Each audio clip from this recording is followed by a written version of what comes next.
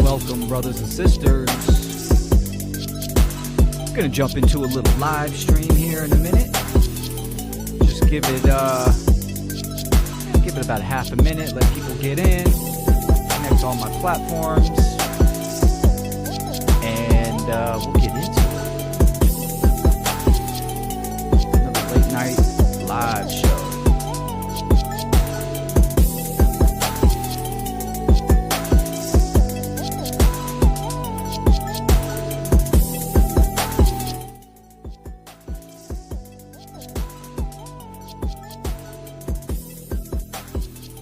Okay.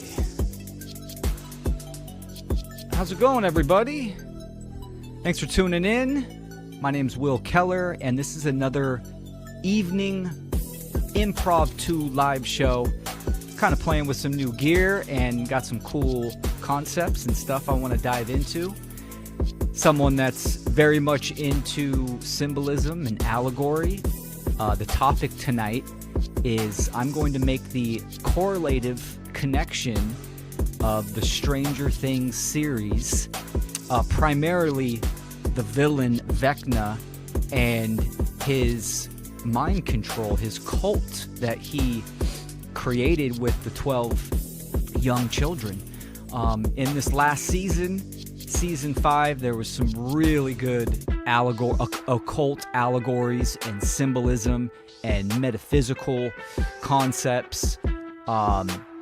So yeah, a little guilty pleasure, right? My daughter and I like to check out that series, but it just really stood out in this last series, in the last episodes, of how much occult symbolism was in these episodes. So tonight, I'm primarily focused on the tenets of a cult, C-U-L-T. And they hit every single one in this series, and it's just right there in front of your face. And if you know, you know. And if you don't know, you need to know. And then I'm going to make the correlative connection of statism, right? The belief in government and how this is the world's most dangerous and predominant cults in the world. 100%. This is a religion that the majority of people subscribe to. And a good portion of them don't even understand. They're completely ignorant to the fact that this is a religious cult system based on violence, death, coercion, duress, and they are participating in that. And through their participation, unbeknownst to them, they are actually contributing to the main mechanism of human suffering. Not only human, animals, the planet itself, right? Since we are all interconnected in this shared reality, right? What people do matters and has an effect. So this is going to be a fun, interesting, exploratory live show. And if you're into Stranger Things and you haven't seen it, there's going to be a little bit of spoilers, not that much, because I'm so focused on just that one section, just a few scenes, but it's large to the story of the series itself. Let me turn that off. All right, how's everyone doing? Let me do a little check-in. It's 9:25 p.m. Pacific time. I'm in Northern California. Let me know where you're at. I kind of like doing these evening live shows because it allows me to get, go live to other parts of the world. So let me know. Everything's coming in clear. What's up, Elliot? Good seeing you, brother. We got some people in the Instagram. All right. Good seeing you. Right on. So yeah, I hope everyone is doing well. Winding down in the fourth quarter of the year, right? Last live show, we talked about, 2025 in the Chinese New Year. It's the year of the snake. So we talked about a lot about symbolism and energetic attributes of 2025. And then I, explored 2026, which is the year of the fire horse, right? The horse itself, but elemental, it is fire. And I was doing some shorts and I failed in that episode to really explain the natural cycle of the year. And of course, the Gregorian calendar, right, has it December 31st, January 1st, that is the new year. And even some people, they make that argument, well, the sun itself is at 0 degrees, and then it starts to make that climb again, and you could look at that as the new cycle. I don't actually subscribe for that. A full cycle is life to life, right? So something like the spring equinox in late March, March 22nd, 21st, that is when new life officially begins. And to me, and I'm pretty strong on that, that would be a full cycle, right? So keep in mind, with that being said, that we still have, almost 2 months, almost 2 months, almost 3 months of that end of the year. See, people get into the mentation and the energy of, it's the new year, the fire horse energy now in January, but we're still in the year of the snake. This is the final stretch where a lot of people, including myself, can really feel the last shedding of the year. And it can be difficult for a lot of people energetically, psychologically, emotionally, physically, right? But if you're not taking in that fourth quarter, the end of the year being December, January, and February, you're going to be off kilter energetically, right? So keep that in mind, that we still got a couple months of the actual natural cycle of the year. And then we get into spring, and then, the element, the warming up of the fire horse takes place. So I just kind of wanted to throw that in there real quick. And then, a quick announcement before we get into the nitty gritty. I'm booked. I am locked in. Got all my flight, got my hotel. Everything's good to go for the People's Reset in Morelia, Mexico.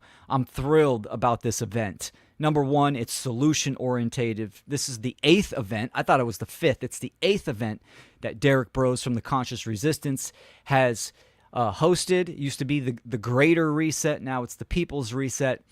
So the whole MO is about solutions. There's multiple categories. In fact, let's do this. Turn that. Oops. Let's bring this on into stage.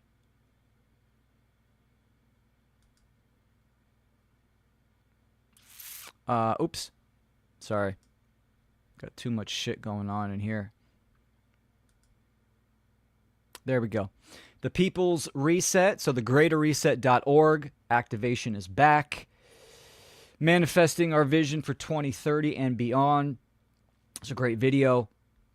I wanted to, what you can expect, liberate the mind, body, and soul, permaculture and food independence, agorism and parallel networks. That's day 3. That's the day that I will be doing my presentation on natural law, the blueprint for a free society. And then day 4, empowering technology. 5, building free and conscious communities. So this is going to be, and there's tons of workshops and events. It's going to be fantastic. Really, really cool lineup. A great musical aspect to it. So there's going to be, a concert at the end. And Yeah, there's Dub FX right there. Presence is going to be there. So it's going to be fantastic. It's worth the trip. It is worth the trip. So um, I'm very, very excited about that. And yeah, and my presentation itself is going to be on the governing dynamics of reality. And that includes human beings. And what does that mean for us? We say we say we want freedom. What is that? Right? Words words are very powerful, but yet again, don't give them too much weight. Words are words. They are tools. As human beings, we have the capacity and the capability to extract meaning, not only from words and language, from nature, right? This is the whole animistic approach, seeing the synchronicities and the symbols in the external world and within ourselves internally, in our internal ecology, and we can extract that meaning. But then what? It has to be applicable, right? It comes down to you choosing actions and behaviors as a co-creator in this reality. So the blueprint, if we are going to build free societies, right, that stands upon the knowledge and the alignment of the objective principles of the governing dynamics of reality, right?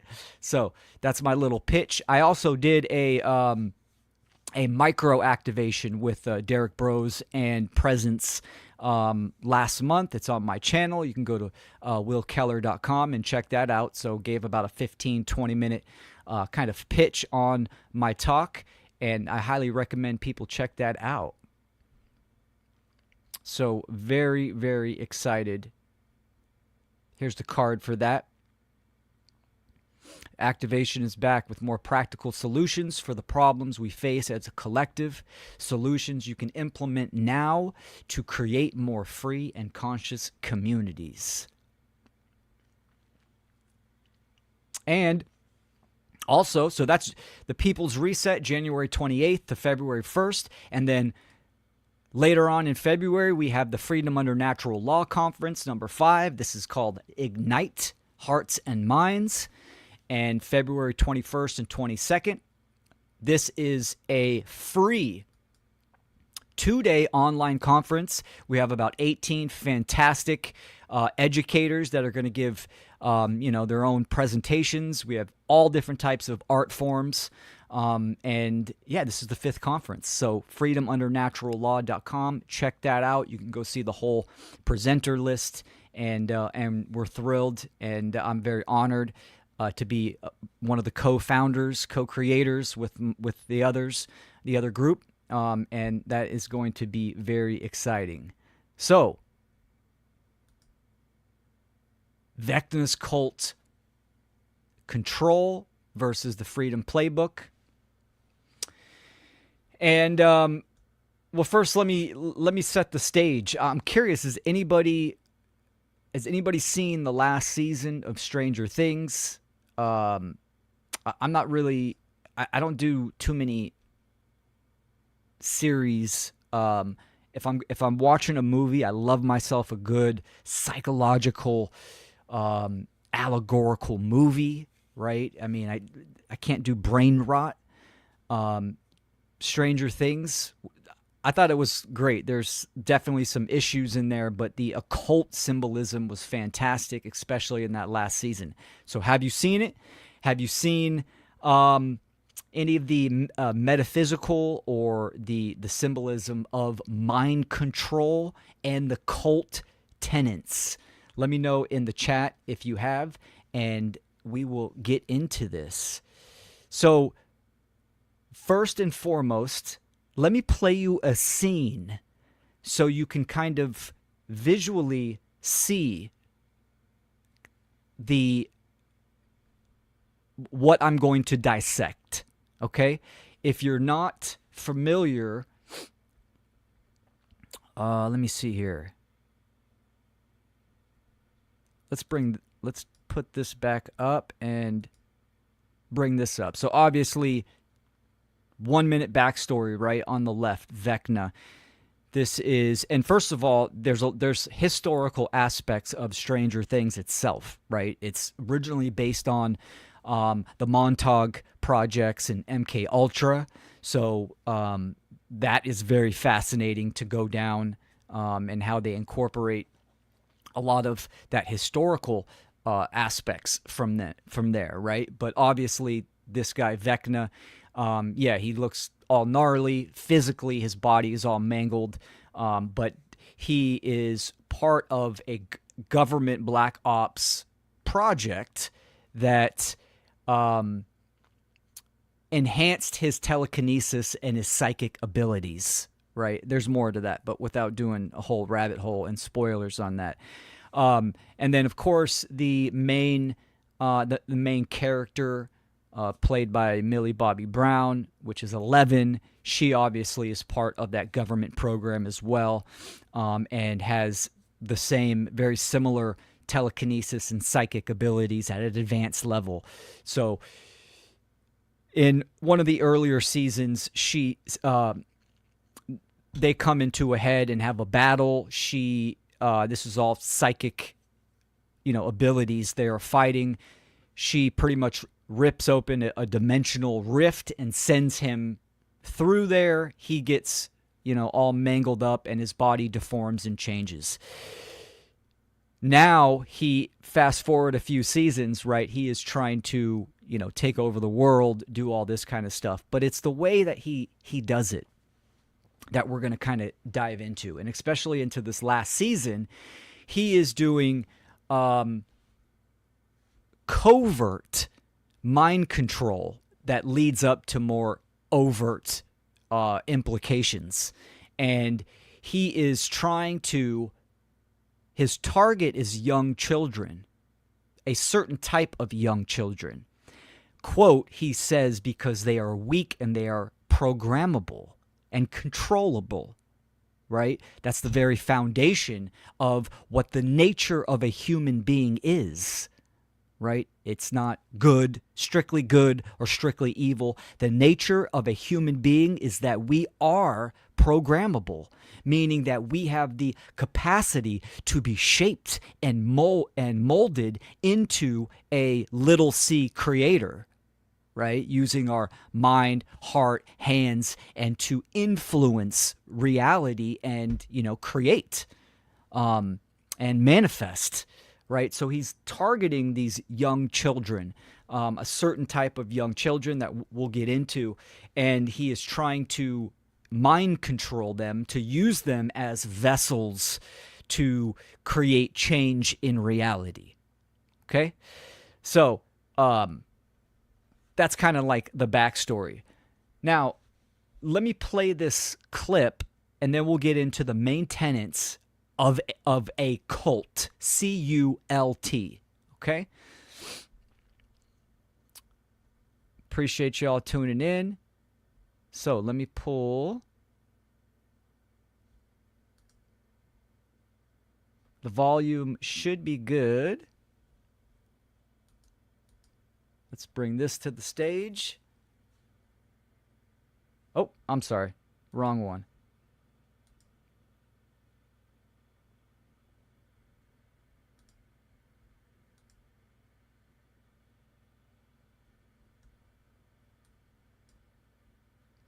Okay, we're going to check out this scene. This is right where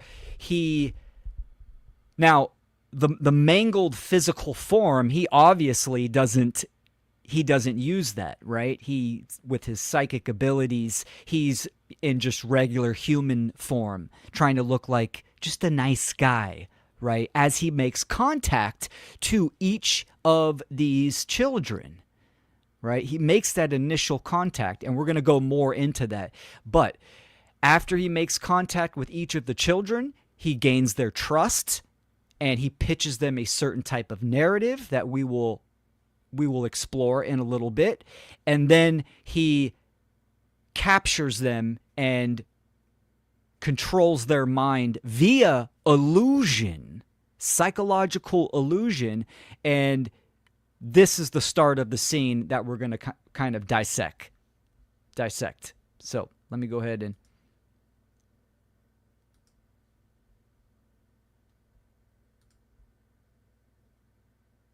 To be here might be foggy, confused. The monsters, they tried to take you, but I saved you just in time. This place, my home, is now your home too, your sanctuary. As long as you do not venture out into the woods where the monsters live, you will be safe here. Now I know many of you are wondering when the rest of your friends and family will join us here.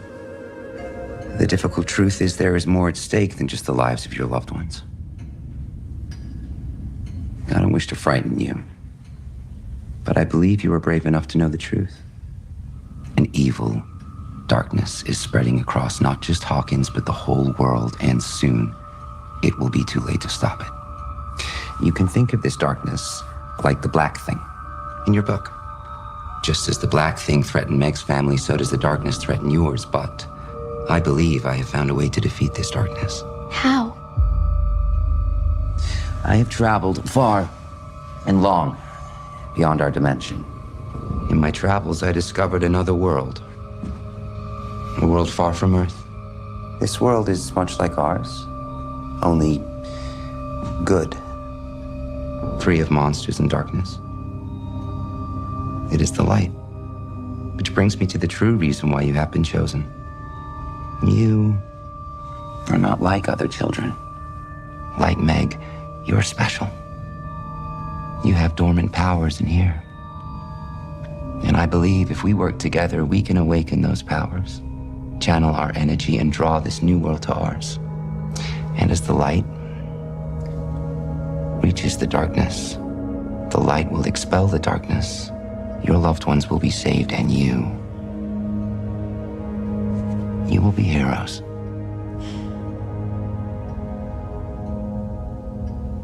Yes, Holly. Are you going to leave again? To bring more, special kids here? Poor Holly. She was the first one chosen, and she was left here all alone. But don't worry, I won't be leaving you. Any of you ever again. But for now, eat and play. And most importantly, rest. Because tomorrow it begins.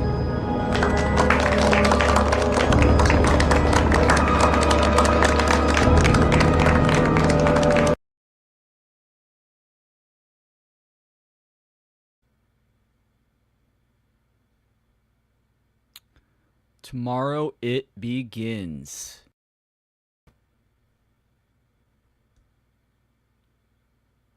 Okay. So yeah, so you see that scene right there. He's trying to be nice. He's saying a whole bunch of key things, even from that first scene. So, and he took them to that house, right? Because, well, the government said that there was a big earthquake in their town called Hawkins. Really, it was like a dimensional shift of, what they call the upside down, kind of bleeding into physical reality.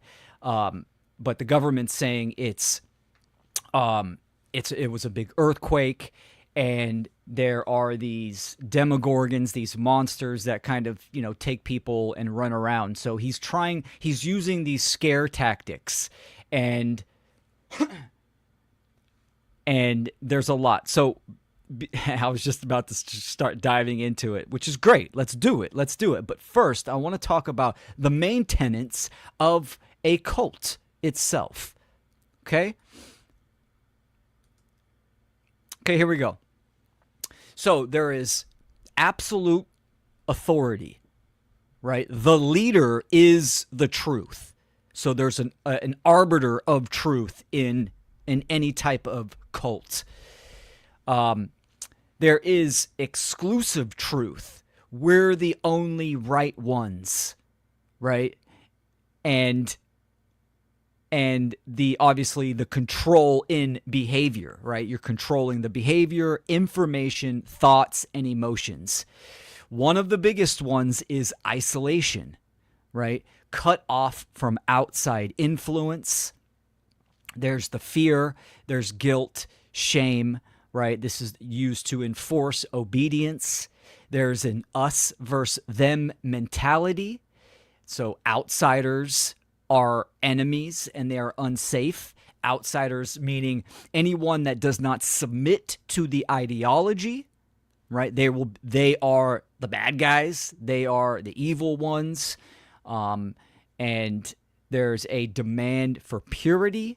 So strict rules, perfection, pressure. There's secrecy as well, right? There's hidden teachings and hidden abuse, exploitation, money, labor, sex, status, time, and then punishment for anyone that wants to exit, right? So there's threats, shunning, retaliation, etc. These are the main tenets of what a cult is. You could take these and reflect on modern society today, and there's a lot of things. For instance, the pandemic is a great time period to observe in our recent history to see the cult tenets in action, right? This word cult gets thrown around a lot, right? I mean, people throw these around with certain circles of thought. One of the key things of a cult is that there is a violation of rights, meaning if you do not submit to the ideology, you will be violated. You will be attacked in some form or fashion. And that is a huge hallmark of what a cult is versus just, circles of thoughts and ideologies. So keep that in mind. It's very aggressive, and there is that violation of rights. So with these main tenets of a cult, let's look at that clip and expand upon it, right? Let me pull my notes up. So yes, he has 12 kids. Let me add that. There's 12 kids, and 12 is a symbolic number as well, right? You could look at it with the zodiac. 12 implies a full circle in itself, right? So it's a full system, and that is key into his objective of trying to create really this overarching pathway of individuals, of these, micro vessels to create a larger vessel, right? They're pretty much nodes, getting them all synced up and to amplify his objective, his powers, right? He's trying to merge these dimensions. Ultimately, that's his goal. And so in that conversation that he had, right, you could see that he starts off with, "I saved you," right? And keep in mind, I didn't show it in the clip, that he reached out to each one of these kids separately, not as a group, but individually, and planted the seeds. And those seeds were, it's a scary time in your town. There are bad things happening. And he pretty much is getting the kids to agree. And then he starts planting the seeds of, I am your savior. I can save you, right? Your parents are in danger, etc. And so he starts using these, these tactics of laying the groundwork as the savior, and as there is a path of salvation that he is kind of laying out, and he's getting these kids psychologically on board. Now, probably the first tactic that he uses is obviously target selection, right? So he picks the kids that are the most vulnerable to loneliness, rejection, shame, guilt, or some type of unresolved trauma, right? For instance, one of these kids is like a bully, and his nickname is badass Derek or something like that. But he's like a bully, obviously has some type of trauma that he's expressing towards other kids at his school, etc., to his peers. Then there's the quiet, reserved, introvert kid. Then there's the other kid that has, parental issues, etc. So the target selection is really important. He's looking for weak minds. There's already a fracture in the psychology or in the emotional stability of these children. And that works because it's an access point. So if you already have suffering at some level, right, then you will accept, you're more likely to accept a meaningful pathway, quote unquote, meaningful pathway, like an upgrade or a path to non-suffering. Right? So that's how he engages each of these children, as in, yes, it's dark, it's scary right now. You are suffering, you're in a bad place, I can help you. Right? That's how he introduces himself. And he also uses, obviously, the covert mind control with his powers. He gives these kids, or he uses against these kids, he violates their free will, but using deception in the form of visions, right? So he shows visions to these kids of the demogorgons, which are these creatures that are from this other dimension that he utilizes as his minions. And he shows visions to these kids to scare them, to put them in a fearful state of mind as well. Right? So not all of the population is seeing these demogorgons, right? The main characters have battled them throughout the seasons.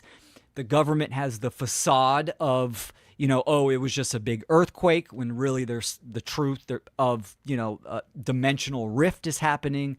And yeah, there are these monsters there, but he's using visions and altered states with these kids, supernatural phenomena and distractions that bypass logic. Now, these kids are, they're like 10, 12, 13 years old. So extremely impressionable. Extremely. This is the time period where you are discovering your individuation. Right? You're already out of the formative years. Now you are in the self-discovery phase. So extremely impressionable. So he uses these visions to scare them, right? This is the truth of what is really going on. Your world is being taken over by these monsters, and he shows them the visions, gets them in a fear-based consciousness.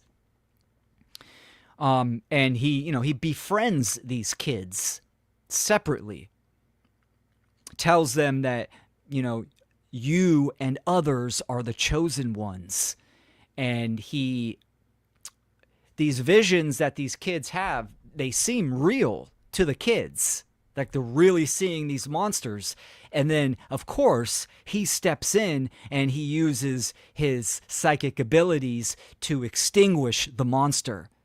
See, there's the facade there. That's the mind control of problem, reaction, solution. These kids see this monster and they're fearful, and then he steps in as the hero. So that's how he gains their trust initially, right? To develop that relationship. So, tactic 1, target selection. Target 2, contact and awe, right? The contact would be the visions of the monsters, and the awe is him stepping in, being the hero, right? And then, he explains to him that something bigger is happening. You should listen. And you are part of the solution to save your parents, the town, the world. Tactic 3 is love bombing. Love bombing via destiny. Okay?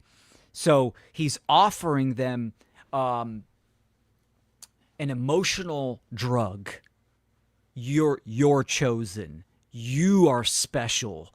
You were meant for more.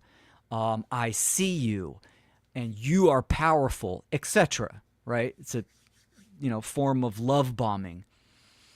I say via destiny because he's obviously framing it as in you are the chosen one. You are part of the solution to save the planet from these monsters. So that works very well because it fills the void or the hole emotionally and psychologically that the child already had, right? The love is conditional, but it feels like salvation to these children.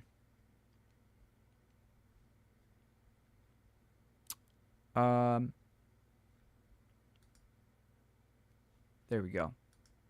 Oops, man. Okay. Now, tactic 4 that he uses is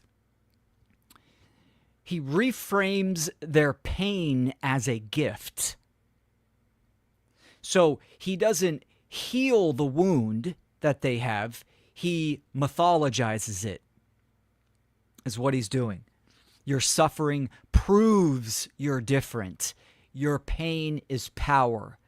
They hurt you because they fear you. Right? And he's talking, he's using code as well. Like the monsters are targeting you because you are special, you are powerful, and also in the same time, the stuff, the negative aspects that you have been through in life is because you have powers, you are special, etc. So it's converting shame, right, into pride without actually resolving anything.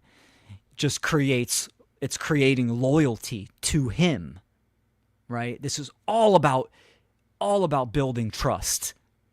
And once I'm going to run through these, right? And then I'm going to compare it to government as well.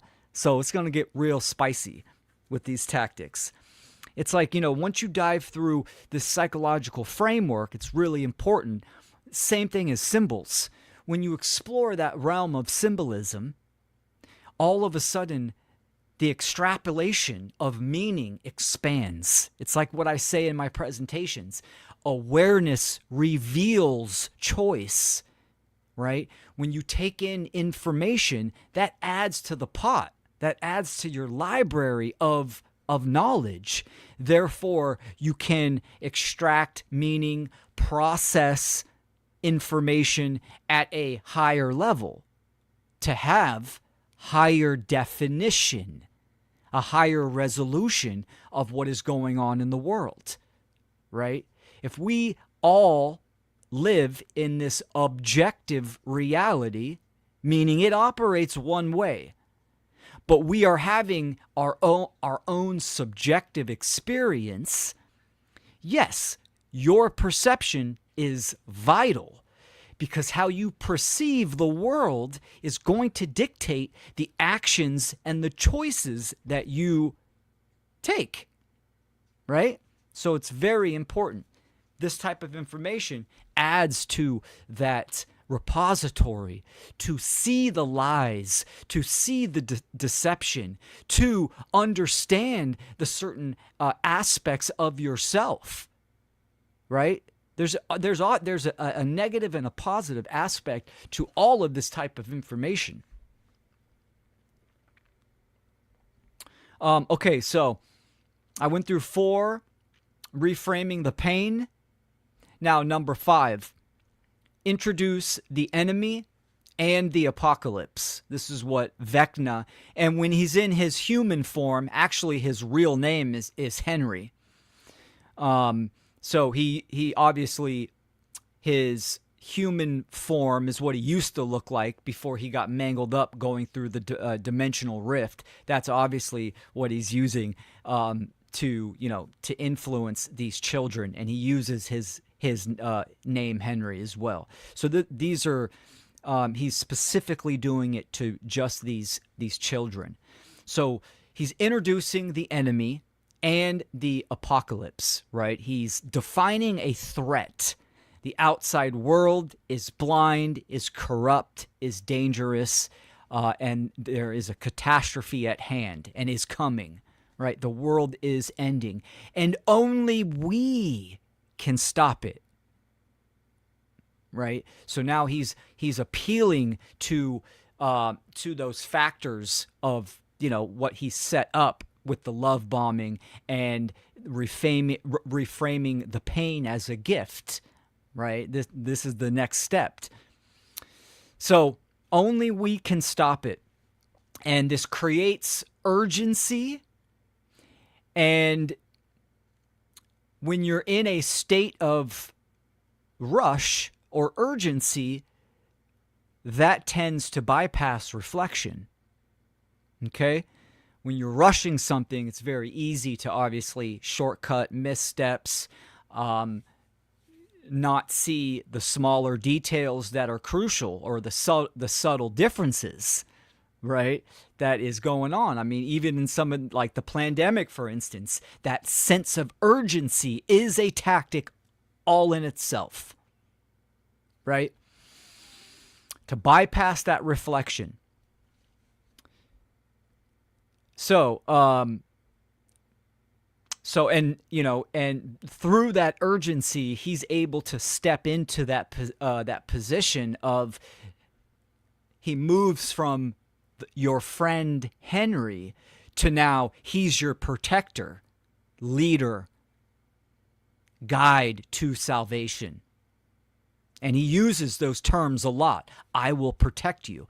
Just like in that clip in the beginning, right? I will protect you. I will keep you safe. Here, this is your home for now.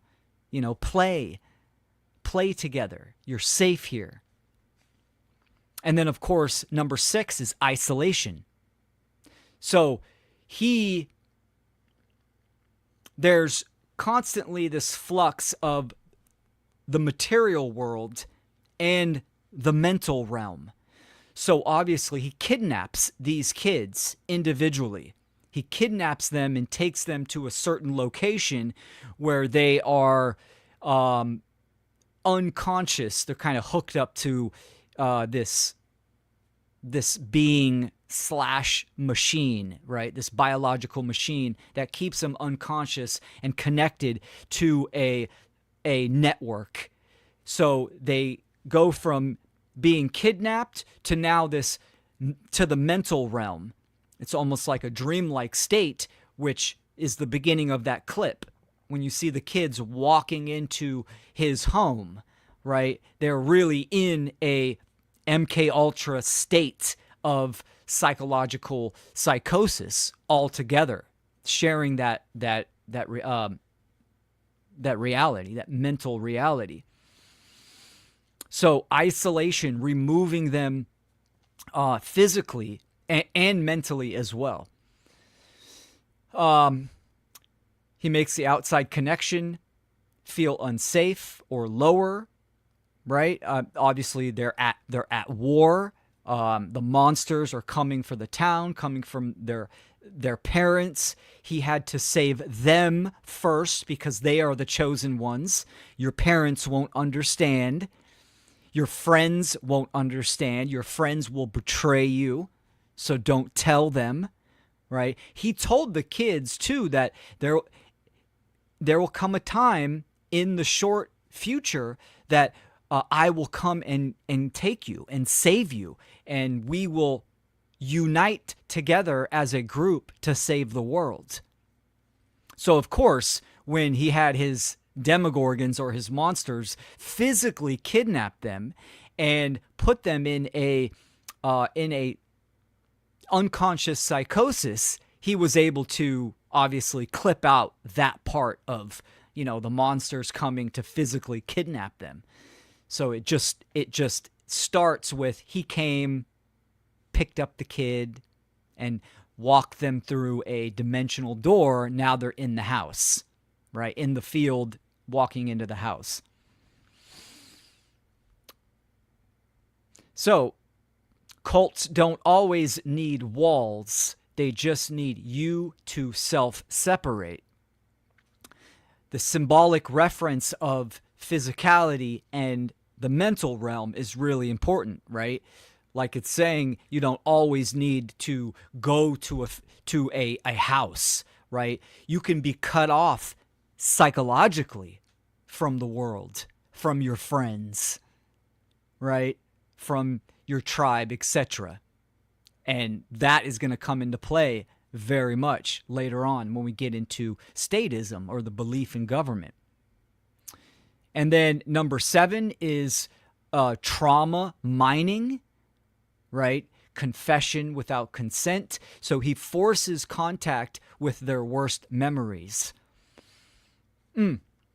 Yes, that's how he initially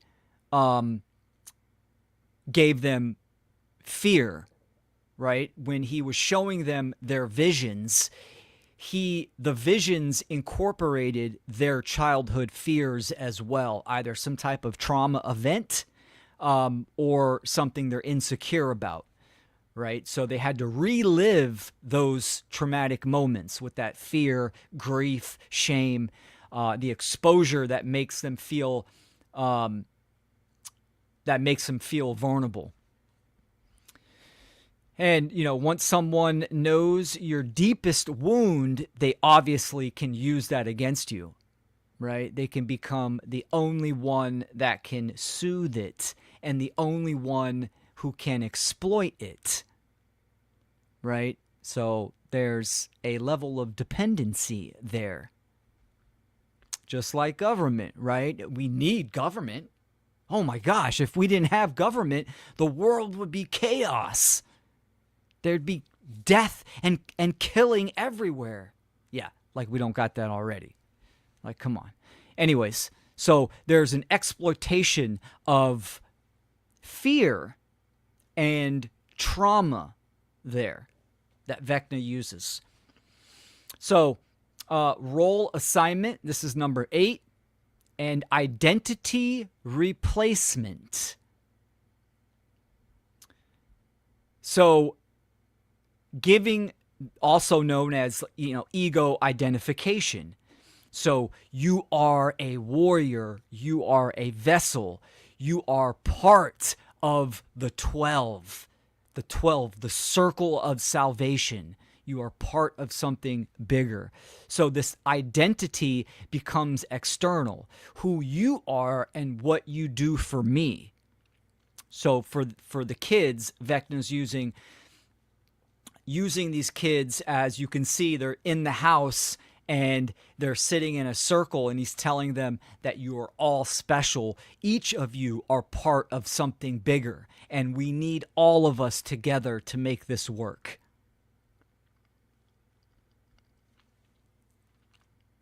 He creates, number 9 is tests of loyalty.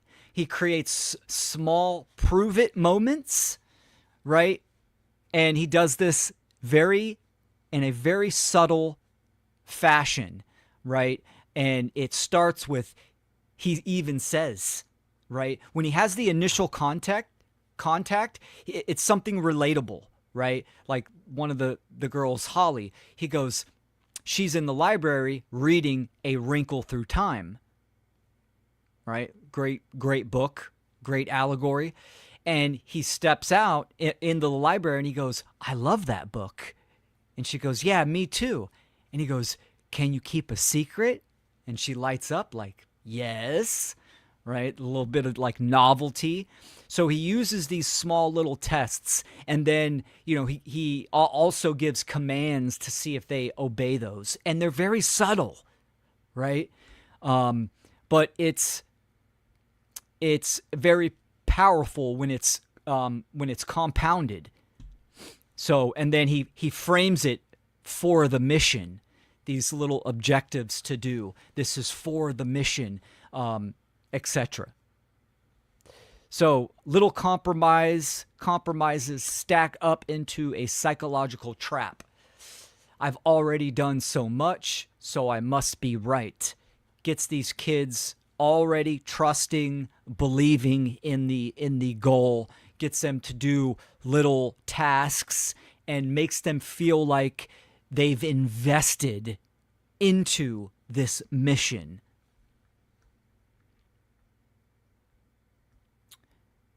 And just a couple more for the tactics that Vecna uses. So number 10 is the escalation to irreversible commitment. So this is a big step. Actions that can't be undone.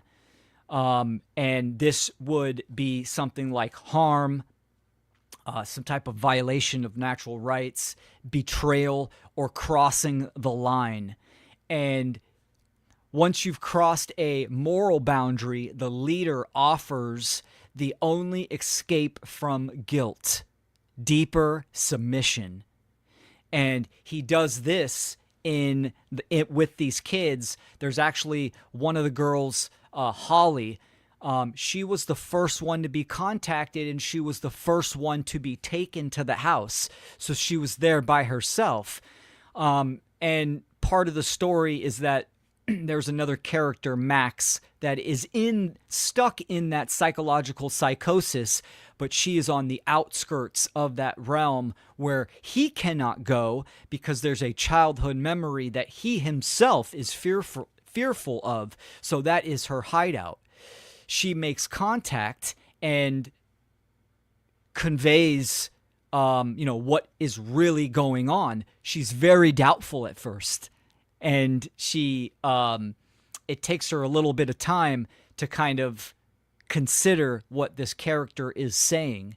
But she ends up doing the one thing that initiates the journey of getting out of a cult.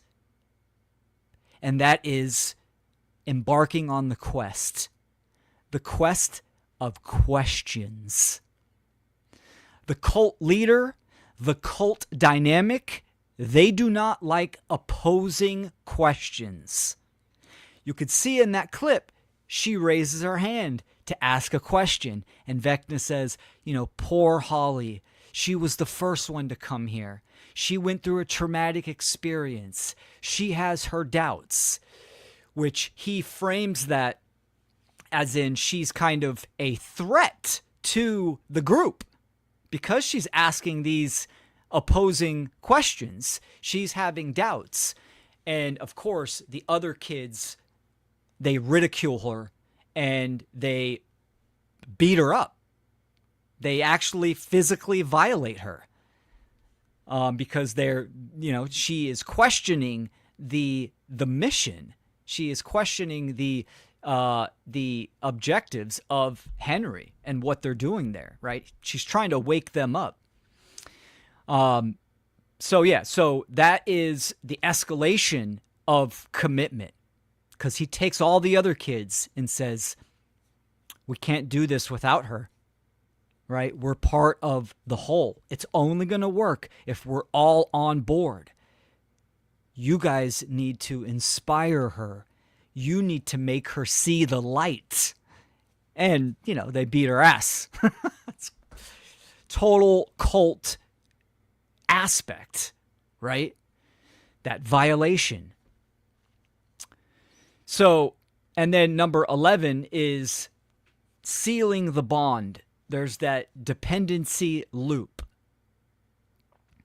where he uses terror, punishment, withdrawal with comfort, praise, and belonging.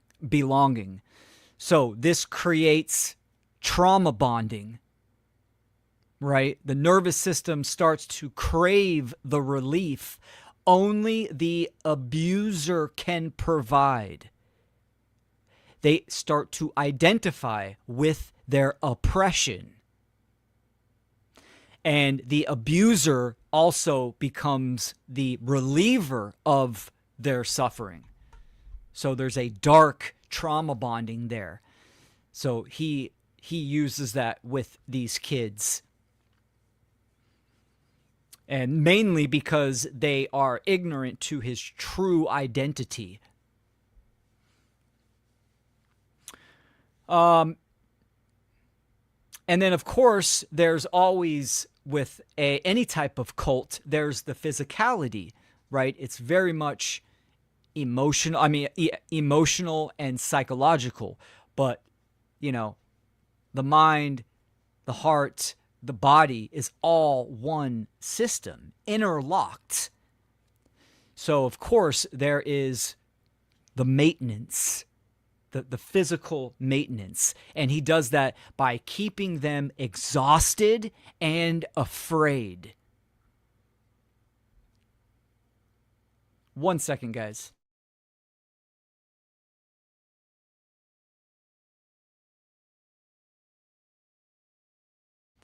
All right. So, yes, he keeps them exhausted, and I'm calling that maintenance. So confused, hypervigilant, emotionally dependent, convince them if they leave, they will die. Their parents, their friends, everyone will die. Okay? And this is extremely useful for Vecna because, people don't choose cults like they would choose a hobby, right? There is mind control there. There is ignorance of oneself.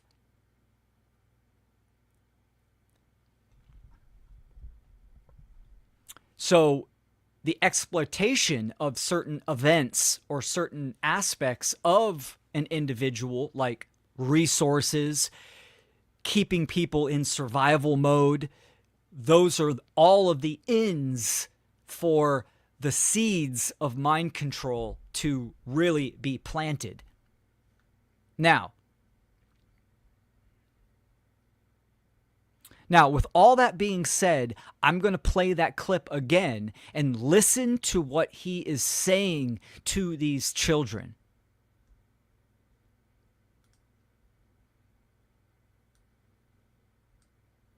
And then I'll show you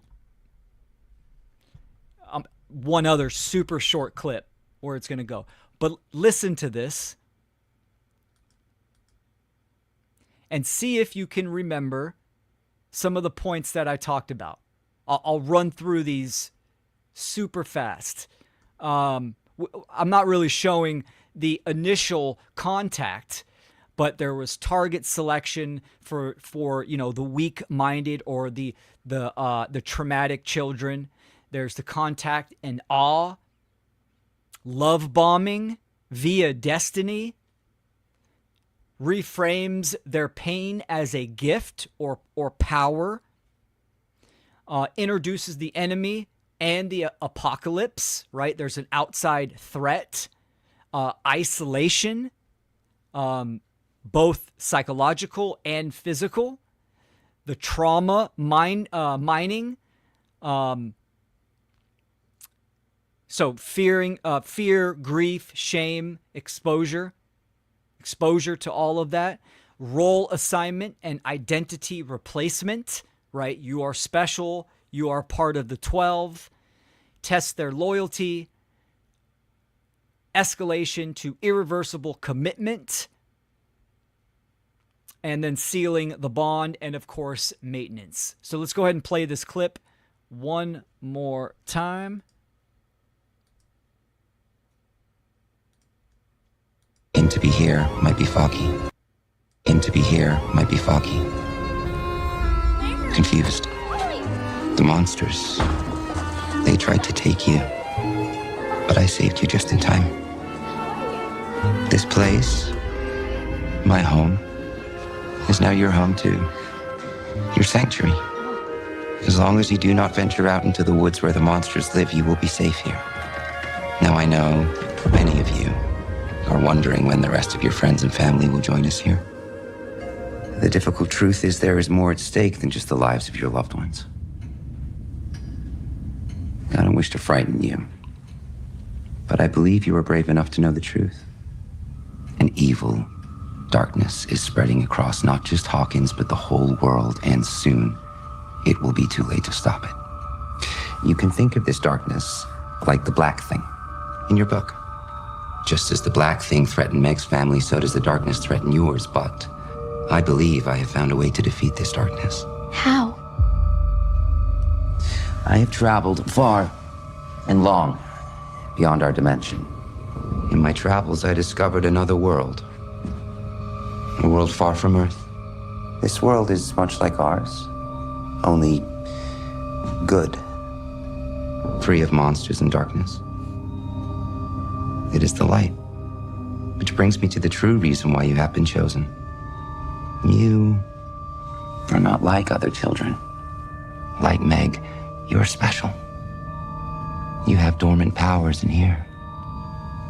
And I believe if we work together, we can awaken those powers, channel our energy, and draw this new world to ours. And as the light reaches the darkness, the light will expel the darkness. Your loved ones will be saved, and you will be heroes.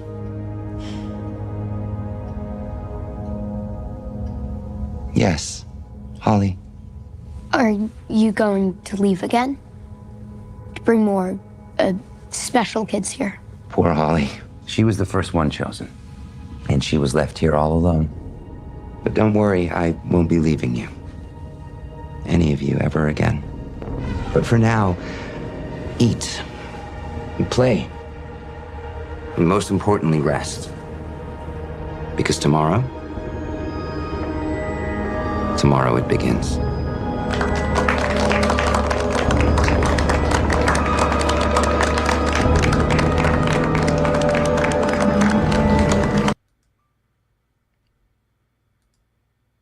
All right. So just that small clip, there's so much telling information. You could see those components, and again, there's a few episodes of him doing all this, and it's really great to kind of see that and the allegory right here. And most people, the majority of people probably don't even notice that. And fucking all the streams got hit with copyrights because I'm playing the clip. Facebook's down, Instagram's down. I think I'm still live on YouTube. Yeah, we still got some people in here, so we're gonna rock with it. Shocker. Anyways, now let me see. And this is what when he gets him to that extreme point. And then after this, we're going to get into statism. Here's a short clip of after Holly takes her beating, and it's almost like the last test that he's getting the kids to. And there's already been kind of signs that something's a little fishy, but then again, he's pressing them on their loyalty, and they all are still going with it. And this is what the point that he's getting them to.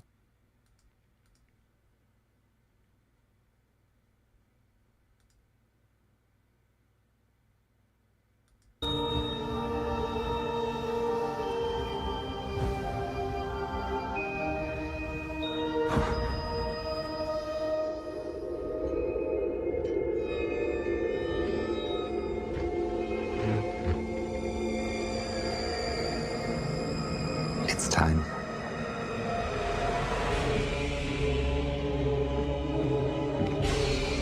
seance. You see her, she's bloody because she got beat up.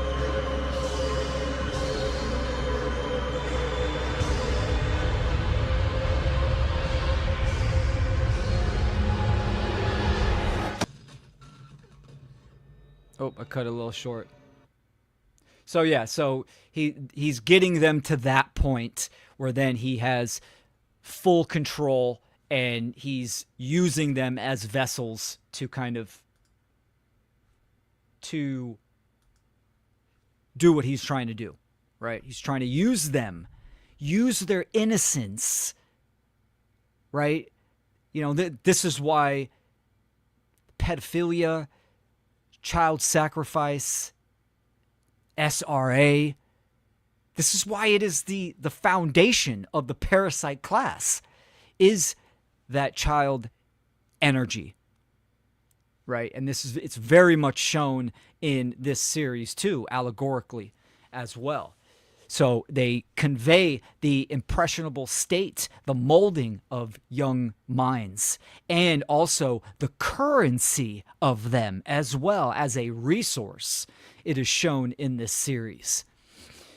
Very dark, very real, and matter-of-factly. It absolutely it is, right? We're not talking about money.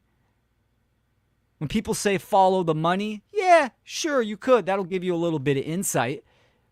Money is nothing to the dark social engineers, the parasite class. It is your perception for the greater aggregate.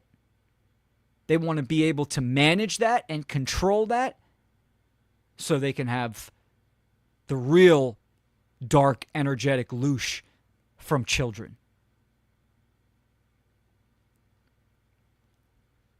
It's deplorable. So, is it still going? Instagram? Looks like it. All right. So let's run through. How's everyone doing? Let me check the comments. What's up, Mick? In Sydney, right on. Anti-involution, what's up from NZ, New Zealand? Yep, that's right. Looks like they decided that you were too spicy. Yeah, that and playing those clips, you know, it was copyright shit. I don't monetize any of my platforms. I don't want any of that. I don't want that connection with them. YouTube's having a fit. Keep saying your stream is suspended. Well, it still shows we're going. We still got some good amount of people in here, so I'm gonna keep rocking. I might just have to delete the stream and cut the clips out if I upload. And then Brian Parker from Facebook, the Facebook stream is no longer going on, but he said if you talk about natural law and don't mention the two forms, scientific and legal, then I know you've never studied natural law. And I don't know if Brian's in the YouTube. What is your definition of natural law? Because I can already see you're bringing legal in there, legality, right? And that's not the form of natural law that I'm talking about. It's sure, I understand the argument and the claim there that natural law or common law or law of the land is, you know, it's based upon that man-made system. Real, correct, true natural law is not man-made. It is the governing, overarching dynamics and laws, the unchanging laws that are inherent in the fabric of nature. And as humans, we can come to observe, know, and align our behavior with these laws of nature. And sure, scientific, I mean, even the scientific communities, they call it constants, constant laws, right? Meaning they're unchangeable. So yeah, absolutely. Use the scientific method. That's what the scientific method is all about, discovering truth. Thermodynamics, gravitation, magnetism, that's all part of natural law. I obviously focus on the governing dynamics of human behavior. Natural law affects every aspect of reality. And of course, it affects even levels of consciousness different, meaning moral law, natural law, isn't in effect for the animal kingdom, because the animal kingdom is already in alignment with natural law at that scale. They are instinctual. So we as human beings are at a different, higher level of consciousness, capability, and capacity. Therefore, the interaction with natural law, the effect is different. So, of course, I focus on the moral aspects of that. Now, legality, we need to understand that obviously our current form of government, right, or any form of government, is based upon the belief of human authority, meaning that there are certain human beings that can issue and dictate commands, and the others must obey them. And if they do not, they will be violated. What is that sounding like? That's sounding like a cult. Now, sure, human beings are always going to interact and come together and build systems for communication, for organization, etc. That is going to happen. But what is those systems based upon? Is it based upon what we have now, which is dictates, creeds, policies, regulations, etc., right? And what is the condition of those claims and commands and issues, right? It's obviously there's a monopoly on violence there, where if you do not obey, you will be violated. It's not an opinion to them. You can't just opt out of government or the systems of government without fully being unscathed. They obviously will violate you. So it's taking it from a realm of organization based upon first principles of morality, meaning we are responsible individually and we cannot initiate harm to others, or it's based upon what we have now, which is obviously absolute clap, right? The divine right to rule. This is how all politicians and all governmental institutions, they are the arbiters of truth. They have a moral superiority. Let me bring this slide back up. So Brian, to go back to what you were saying, if I don't talk about the scientific and legal aspects, then I know you've never studied natural law. Okay. Yeah, that is completely inaccurate, because I can tell by the definition or how you are explaining what natural law is. Scientific, absolutely. Legalese, any kind of man-made system is not natural law. Natural law, bring that up. Natural law, let's go back to its etymology and of the actual words, the definition. Natural, from Latin, naturales, meaning inherent to creation, non-man-made. And then law, the correct definition, 100%, is an unchanging, immutable, dynamic, or condition. Both of those definitions do not mean man-made or created by man. So even all types of legal systems are man-made, right? Artificial. I'm not talking about that. I'm talking about the moral, metaphysical, sure, scientific as well. scientific aspects of natural law.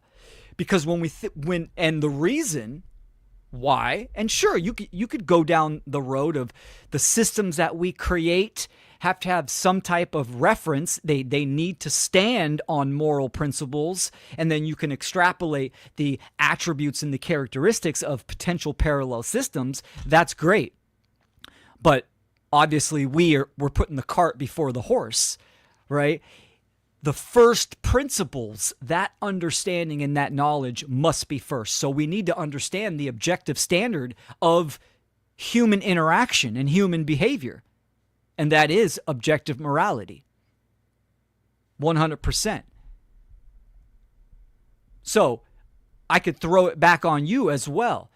If you are claiming to know natural law and you are not talking about morality, then you are far from the bullseye, my friend. Far from the bullseye. There is nothing more basic than the behaviors and the actions that we take in reality and the condition that is generated from those choices. Everything in nature is based upon relationships. Everything. The relationship to my friends, family, community, my relationship and your relationship to truth, to morality, to the community, your relationship to the current human condition of slavery, violence, death, and duress, right? Everything is based upon relationships. That is because everything is interconnected in this shared reality.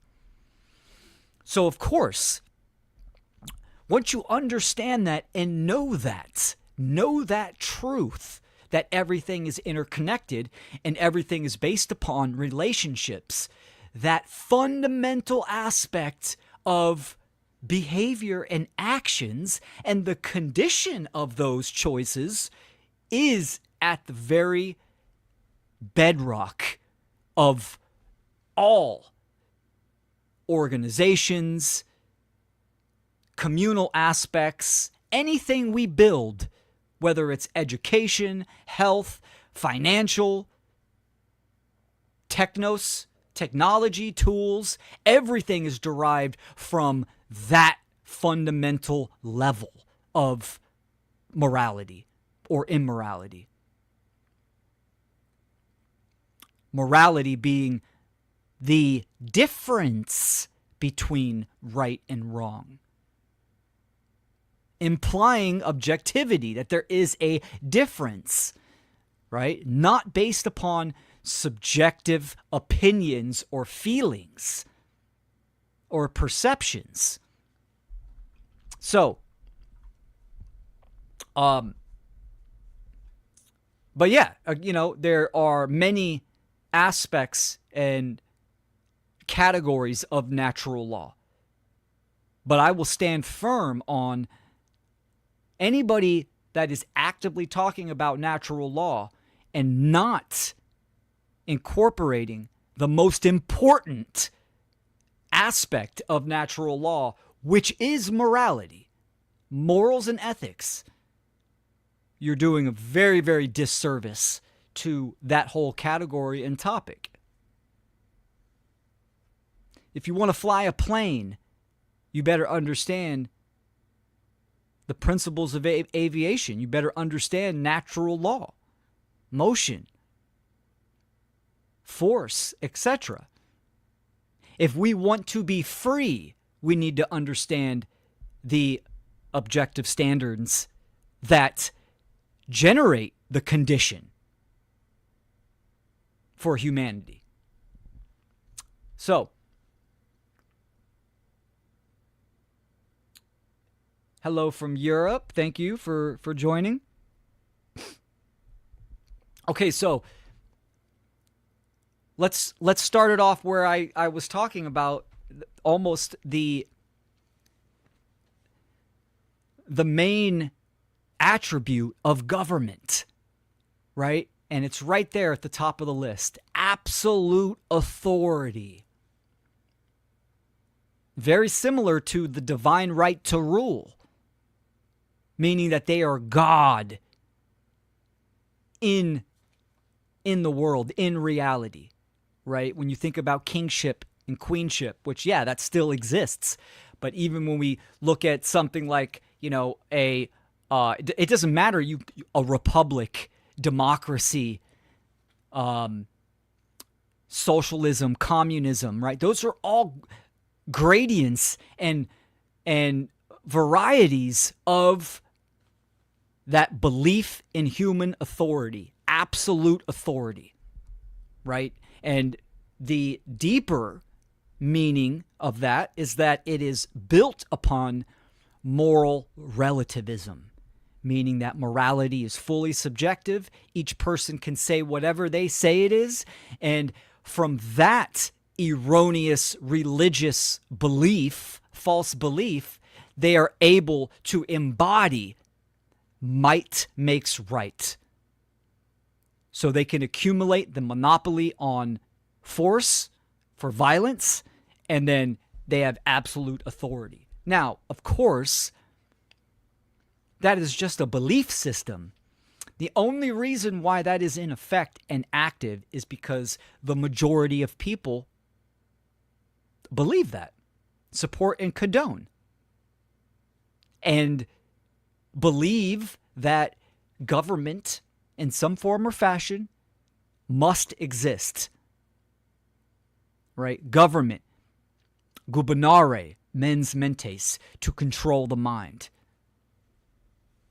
And what is the condition of that? What is it generating? So the leader of truth, right? Main tenets of a cult: president, prime minister, dictator. You could bring it out of the realm of government into even scientific communities, peer-reviewed studies, CDC, World Health Organization. You could bring it into the religious, the religare realm of a pope, a priest, etc. And what does that mean? It means that someone is claiming to be the arbiter of truth, to have some kind of authority over others. So, exclusive truth. We're the only right ones. We can see this all throughout the media, governmental official narratives, etc. Right? So they are the only ones that can convey truth. What they say is law, is right, etc. Hold on one second, people.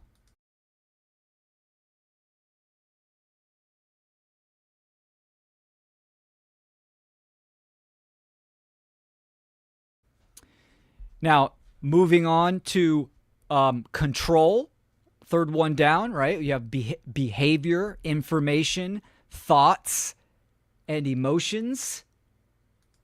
Let me pull these up. Now, we could see that everywhere, right? Who enforces that? The police and military. They enforce control over physical behavior. The mainstream media outlets and the experts control information. Public schooling, education, and universities control thoughts. And then, of course, emotions is heavily derived from popular culture as well, right? These are all the tentacles of the cult, all working in tandem, all the pieces, right? The 12 units of the completed circle of mind control and slavery and the occult. So, moving on, isolation. This expresses and manifests in the form of regions, patriotism, right? Us versus them, which is the next one as well. But that isolation also, it cut off from outside influence. Just look at the quote-unquote freedom or truth communities, right? Or conspiracy circles. So much of a push, which was created by the CIA, not to mention, right? The term, what coined the word conspiracy in the 60s, right? That was done by the CIA to isolate people that did what? Asked questions. Isolate them into the weirdos, the psychos, etc. Right? And many people that are, truth seekers have, been shunned or isolated from friends and family, etc. from the cult or by the cult. So that's the isolation. And then obviously fear, guilt, and shame that is used to enforce obedience. The fear of defense, national defense. This country or these people are going to attack us or kill us. We're constantly in the threat of war. That's been going on for generations and generations, the threat of war. The threat of an external enemy. Currently, right now in the U.S., right, it's the threat of immigration. It's the threat of to Western culture. It's the threat to American values. It's the threat of drugs from cartels, right? All of these are used for fear. If you're not American enough, if you're not conservative enough, there's the guilt and the shame. If you're not tolerant or inclusive enough, you're guilted and shamed, etc. Right? So again, we see this common theme of attack for submission. And obviously, yes, the us versus them and the demand for purity. This is a big one. We see this in all types of circles as well. I see this specifically in the conspiracy or the alternative circles as well. Right? People get hooked on these rabbit holes and they just keep going down deeper and deeper. I'm more of a conspiracy theorist than you, etc. So it's that demand of purity. And obviously on all sides of the political arena. Are you for this ideology? How much of a purist are you towards this type of religion? Whether it be Christianity or your support, for Israel or the Jews or Muslims, etc. We see purity even in the occult mystery traditions as well. I see a lot of purists when it comes to like Hermeticism. Keep the occult occulted. Humans aren't ready for certain empowering principles. It needs to have a level of secrecy just for the chosen few, which is the next one. Hidden teachings. And again, these are used all across the board. Political, scientific, academia, etc. with the secrecy. So the exploitation, money, labor, sex, status, time. That is getting a lot into rooted into the pop culture as well, right?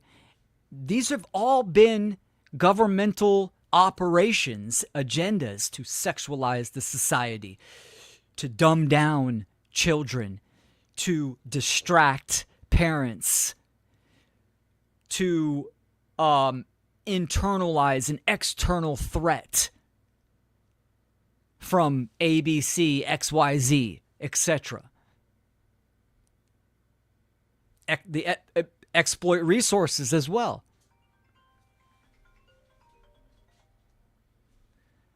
right? Meaning send $1 billion to this country and put people in cages for not, paying their tribute to the crown or to the master.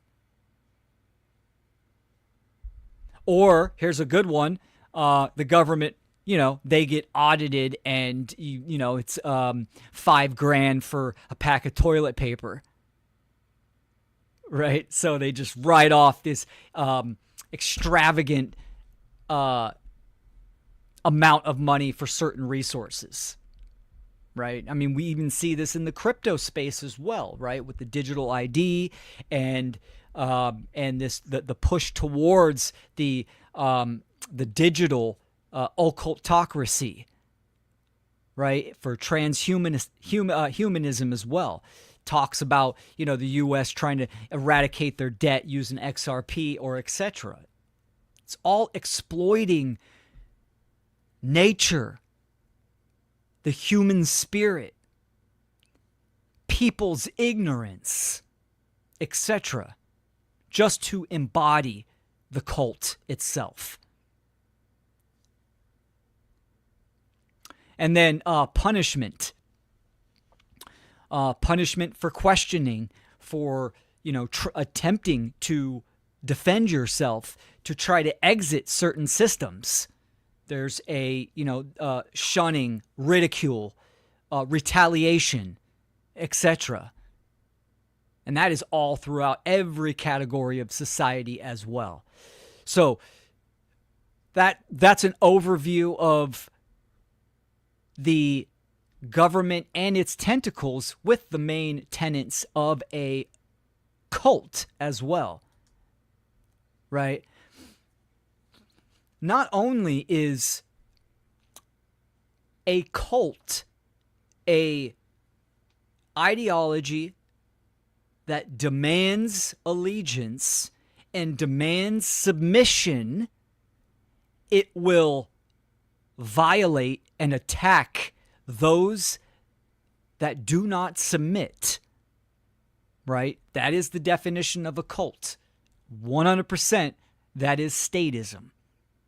Government.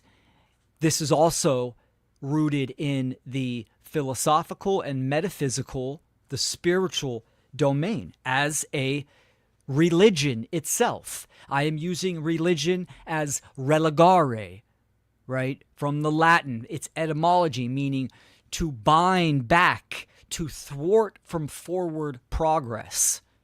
Yes, there is another positive aspect of religion, which is religio, which means to unite together.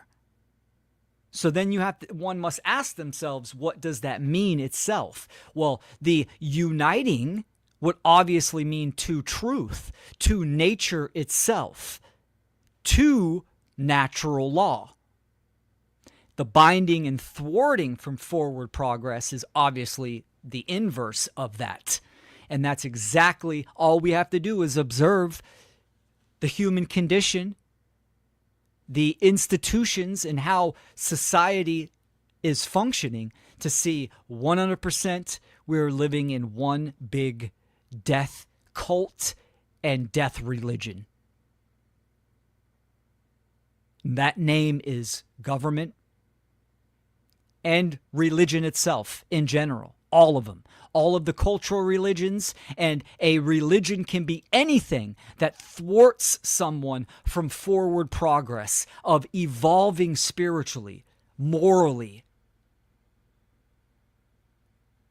in alignment with first principles, natural rights, etc. If you're hindering that process, free will, absolutely, that is a negative aspect. That is a violation. So society, 100%.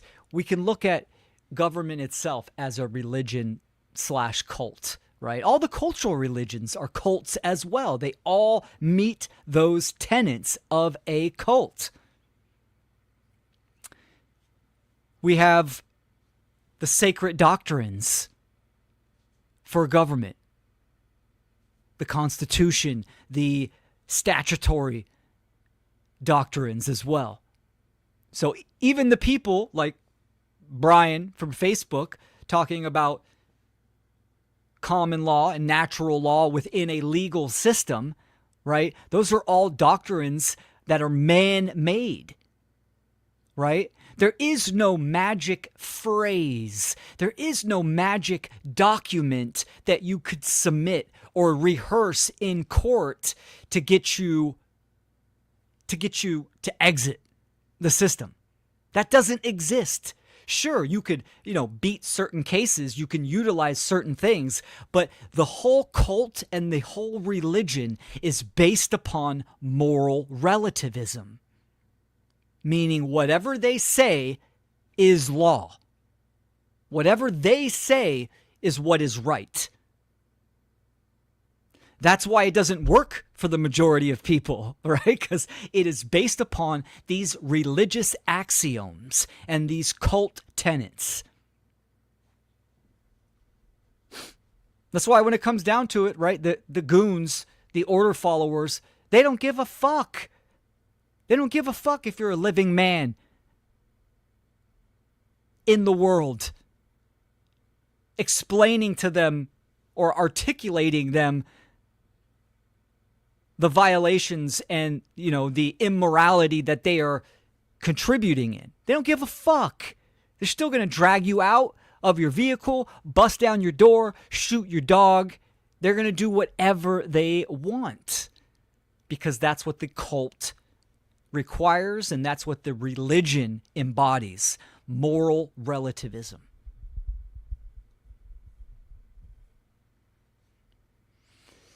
So, yes, sacred doctrines, the religious events themselves, whether that is quote-unquote Independence Day, elections, etc. You have the flag that you worship. You have the sacred sites, Washington, D.C., etc. Larkin Rose does obviously a fantastic job at, running through this topic.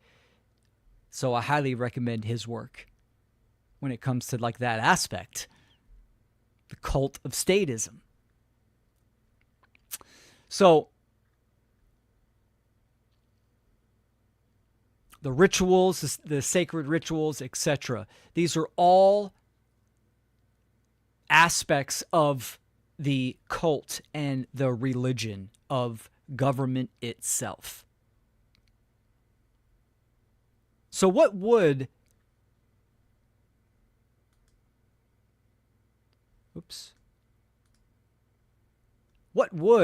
a healthy society look like, right? Well, this is exactly what I'm going to be talking about for my presentation at the People's Reset, right? The whole event itself is about creating solutions and on all aspects of relationship.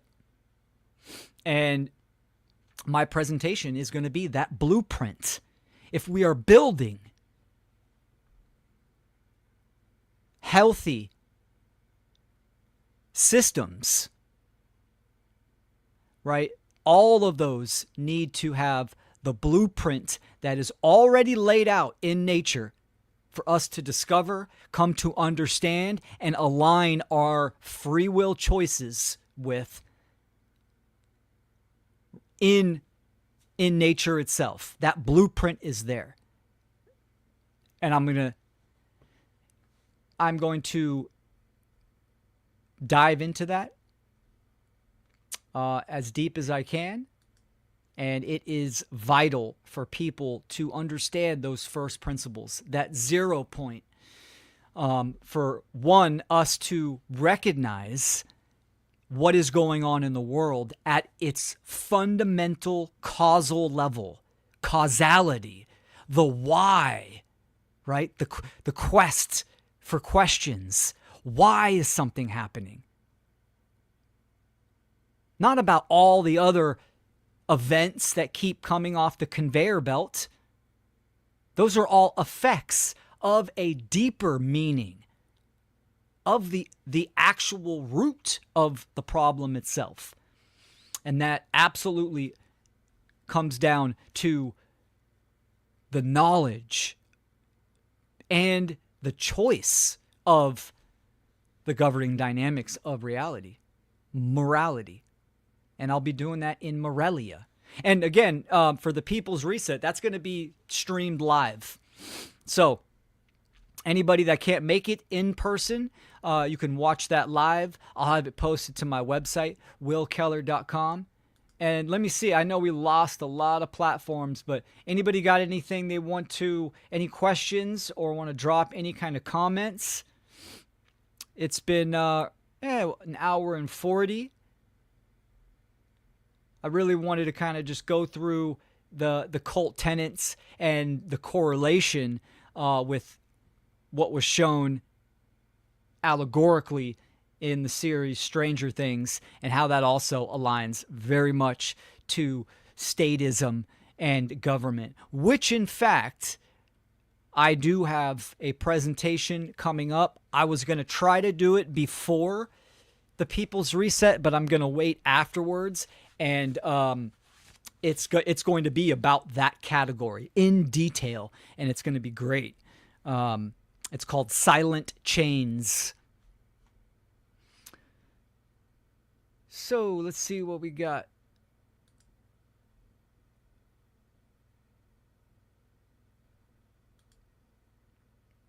Thank you for the good information. Once you see it, you can't unsee it.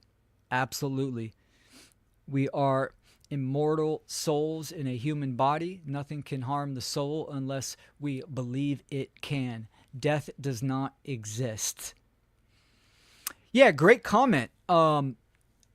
And death is a category that, I'm a student of life, but I am also a student of death itself.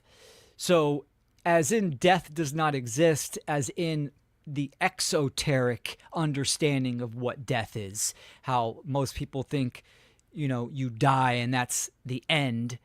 And, not to say someone talks about the afterlife, but yes, it is the transmigration of the soul itself. So it is a process of transmutation that takes place. The soul is very much different than the spirit. The spirit is the animating principle that absolutely is immortal, that is of source. Spirit is in everything. It is that animating principle, right?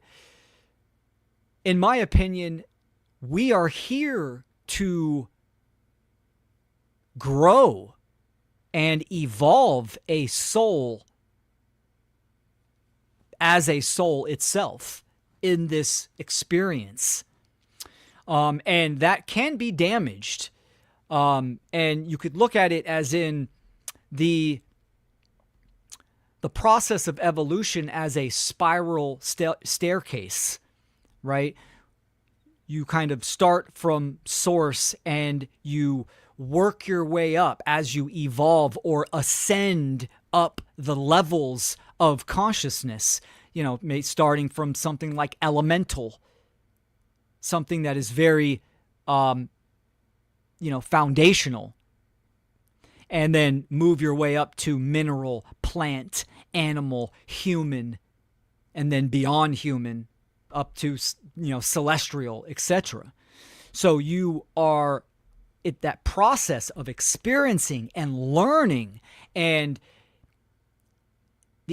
and activating those levels is, a greater objective. But yes, you could damage the soul, and instead of ascending, you can descend 100%. And I think that the descending can get to a point where it is purified from source energy itself. This is getting deep into esoteric teachings, which I definitely love to explore. But yeah, absolutely, I agree. Once you see it, you can't unsee it, and the more you train and practice understanding symbolism and allegory and metaphor and understanding archetypes, it's more predominant and sticks out more. And it's a language of the universe, of the cosmos, of nature. And I think that's something people absolutely need to take into consideration. So thank you for the comment.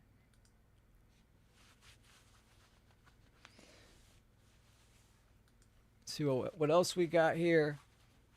Everything is possible according to Darius J. Wright, a conscious astral traveler who has explored the laws of our consciousness, including conscious travel to other dimensions. Thank you, Will.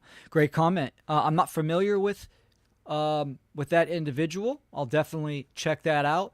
But as someone, earlier on in my journey of higher awareness, I actually stumbled upon Bob Monroe and got into his 3-book series. It was very prolific. I loved it. It was very almost like a scientific journal in his first book. I loved what he experienced. I myself trained and practiced to have out-of-body experiences, which I was successful on a number of occasions. Still use some of those practices today as a meditation aspect, and that is a whole realm. I think I've told this story before. My last full out-of-body experience, I was met with a shadowy figure, almost like it was neutral. It wasn't, malevolent or benevolent. It had a neutral energetic signature, and I say shadowy because it was almost like it didn't want me to see its identity. And it's the advice that it gave me was the work is done in the body. Like the work, the greater work is done in the body. And I took that as a sign, to really hone in on this experience, this physical experience, right? We are here for a reason, ultimately to inspire others to wake up, to initiate a slave rebellion, because the nature needs that. This whole realm is being usurped, and it is hindering, stunting the dharma of other life as well, including our own, right? Dharma as in our path, our sole purpose. Meaning that this condition that we are in, the condition of slavery, is an imbalanced state of being. And it is having huge negative effects on the evolutionary process of all life on this planet. So, accomplishing a state of symbiosis and, course correction is vital. Thank you for the comment. Jones Plantation is a must-watch. Larkin is awesome. Fantastic movie. That's such a great movie to kind of, give a friend or family that's, that's unaware. And it's just the allegory and how it was expressed was fantastic. Huge shout out and respect to Larkin and that whole crew that did that film. Highly recommend people check out the Jones Plantation. 100%.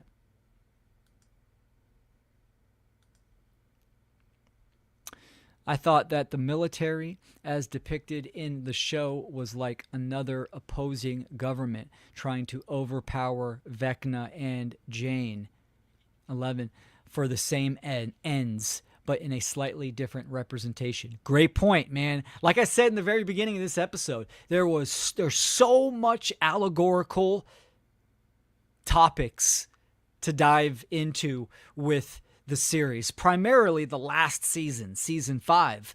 But yes, you had this main villain, Vecna, but then you also had the government, right? The government trying to attain the blood of Jane, to weaponize her psychic abilities. Right? So yes, there was so much to that, and that's a great point. 100%. All right, folks. I think that's going to be it for me. That was a great little live stream. I'll have to get that edited and take out those clips and get that posted up due to the copyright. I will post this up on Odyssey as well. People can go to willkeller.com. You can get to all of my platforms, video platforms. I post them onto my website as well. And message me for any type of questions. I'm definitely responsive on that aspect. And I appreciate you all. I love doing these Improv 2 live shows. It just gives me, time to kind of practice live streaming technology and also just riff. And I love doing that. I love just kind of freestyling, just take a couple points, write some notes down, and expanding on there. And obviously the interaction from the chat. So I appreciate you all for tuning in on this episode. I'm going to go breathe some H2 and wind down and chillax. And I think I'm going to do another live show tomorrow where I'm going to, and I'll schedule this, I am going to talk about the therapeutic benefits of molecular hydrogen.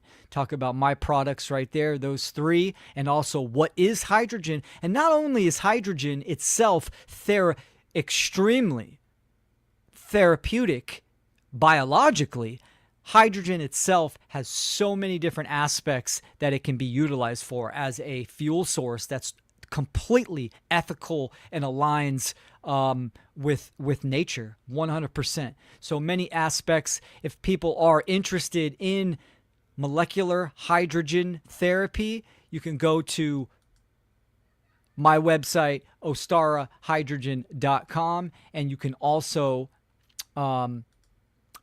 get there from willkeller.com.